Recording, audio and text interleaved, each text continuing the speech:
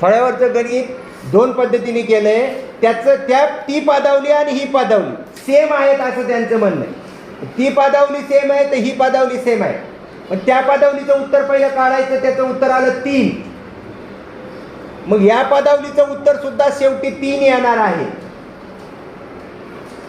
पहिलं त्याचं उत्तर काढलं. मग स्टारच्या जागेवर कोणता अंक आहे, हे जे फूल आहे याच्या जागेवर कोणता अंक विचारलं. मग आता तुम्हाला भागाकार तर माहिती आहे पहिला करायचा, त्याचं उत्तर तर 3 आलं, ती पदावली सोडवली. आता ह्या पदावलीचं उत्तर 3 येण्यासाठी आपल्याला त्या स्टारच्या जागेवर 24, 33, 36, 30 हे अंक लिहून बघावं लागतील. मग आपण लिहिले, ह्या स्टारच्या जागेवर 24 लिहिलं. मग 3च्या पाड्यात 3 8 24 आलं. मग 15तून जर 8 वजा झाले तर उत्तर येत नाही. मग आपण 33 घेतलं. 15तून 11 वजा झाले तरी नाही आलं. मग आपण 36 घेतलं. या ठिकाणी आपण 36 घेतलं स्टारच्या जागेवर. मग 36 उत्तर आलं, 12 उत्तर आलं, त्याचं 36चं 12 उत्तर आलं. मग आपण ते इथं लिहिलं.